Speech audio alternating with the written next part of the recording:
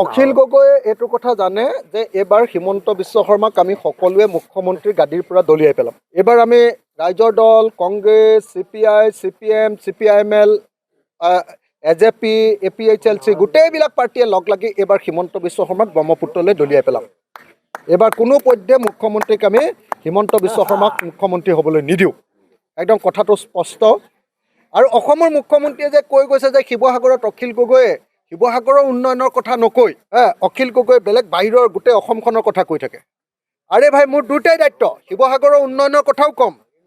আজি শিৱসাগৰ মুখ্যমন্ত্ৰীয়ে যিখন এডভাৰটাইজ কৰি আছে যে এই চৰকাৰখনৰ আটাইতকৈ ডাঙৰ এচিভমেণ্ট কি, সফলতা কি, তাততো মোৰ শিৱসাগৰৰ ৰংঘৰ প্ৰকল্পটোৰ নামেই তেওঁ 2 নম্বৰ নে 3 নম্বৰ দিবলগীয়া হৈছে না। এইটো ক'ত হৈছে?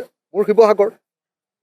আজি ব্ৰহ্মপুত্ৰৰ গৰাখহনীয়াত 200 কোটি টকা মই ADBৰ পৰা আনিবলৈ সক্ষম হৈছোঁ। 200 কোটি টকা ব্ৰহ্মপুত্ৰৰ বানপানী আৰু গৰাখহনীয়াৰ পৰা ৰক্ষা কৰিবৰ কাৰণে। গুৱাহাটী শিৱসাগৰ নগৰৰ পানী যোগান প্ৰকল্পটোৰ কাৰণে 35 কোটি টকা আনিবলৈ সক্ষম হৈছোঁ। ডিষ্ট্ৰিক্ট ষ্টেডিয়াম আনিবলৈ সক্ষম হৈছোঁ। এইবোৰ কোনে? এইটো মই নানি কোনে আনিছে? অসমৰ মুখ্যমন্ত্ৰীক জনাব খুজিছোঁ। চাৰ্কিট হাউচটো ভাগি গৈছিলে, মুখ্যমন্ত্ৰীৰ লগত লাগি চাৰ্কিট হাউচটো আনিছোঁ। হিমন্ত বিশ্ব শৰ্মাৰ যিকেইটা ফ্লেগশ্বিপ প্ৰগ্ৰেম, যিকেইটা ডাঙৰ প্ৰগ্ৰেম, গোটেইকেইটা প্ৰগ্ৰেমেই মই আনিছোঁ।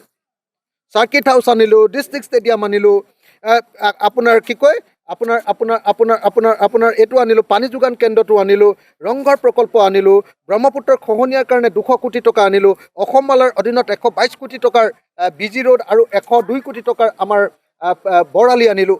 এনেকৈ প্ৰত্যেকটো কাম আনিবলৈ সক্ষম হৈছোঁ। গতিকে এইটো কথা হিমন্ত বিশ্ব শৰ্মাই এনেই ইলেকশ্যনৰ সময়ত এনেকুৱা ধৰণৰ অদৰকাৰী, অশুদ্ধ, ভুল, 2 নম্বৰী কথা নক'বৰ কাৰণে মই তেওঁক সকীয়াই দিছোঁ। আৰু শিৱসাগৰৰ উন্নয়নৰ কাৰণে তেওঁ দায়বদ্ধ। যদি কিবা এটা কাম মোৰ হোৱা নাই তেতিয়াহ'লে তেওঁ তাত ইয়াত কৰি দিব লাগিব। তেওঁক মুখ্যমন্ত্ৰী এনেই পতা নাছিলে মানুহে। তেওঁ মুখ্যমন্ত্ৰী হৈ সকলো ঠাইৰ সমান উন্নয়নৰ কাৰণে দায়বদ্ধ। যদি মোৰ তাত কিবা এটা কমি আছে, আপোনাৰ শিৱসাগৰ বিশ্ববিদ্যালয় দিছে, তেওঁ শিৱসাগৰ বিশ্ববিদ্যালয় আনিছোঁ, শিৱসাগৰ মেডিকেল কলেজ আনিছোঁ, খালি মোৰ সমষ্টিত নপৰি অকণমান ইফালে পৰিছে। কোনটো বস্তু অনা নাই? হিমন্ত বিশ্ব শৰ্মা এনেকৈ ক'লে নহ'ব। আৰু যদি কিবা উন্নয়ন কৰিব পৰা নাই তেতিয়াহ'লে হিমন্ত বিশ্ব শৰ্মাও জগৰীয়া। তেওঁ মুখ্যমন্ত্ৰী, মই MLA হে, তেওঁতো মুখ্যমন্ত্ৰী। গতিকে মুখ্যমন্ত্ৰীক এনেকুৱা ধৰণৰ কথা নক'বলৈ মই আহ্বান জনাইছোঁ। আৰু যদি কিবা ক'বলগীয়া আছে মোৰ লগত একেলগতে কওক। আৰু মইতো তেওঁক মাতি আছোঁ যে আপুনি ইমান ডাঙৰ কথা কৈ থাকে, শিৱসাগৰত ইলেকশ্যন খেলোৱা হওক।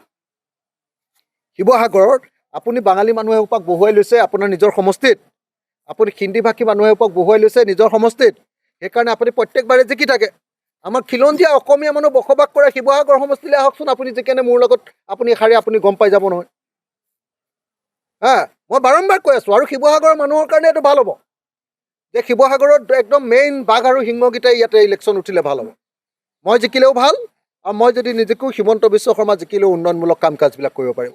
সেইকাৰণে মই শিৱসাগৰলৈ হিমন্ত বিশ্ব শৰ্মাক আহ্বান জনাইছোঁ যে সৰু সুৰা কথা কৈ থাকিব নালাগে। যদি দম আছে অখিল গগৈৰ লগত কণ্টেষ্ট কৰিবৰ কাৰণে শিৱসাগৰলৈ আহক।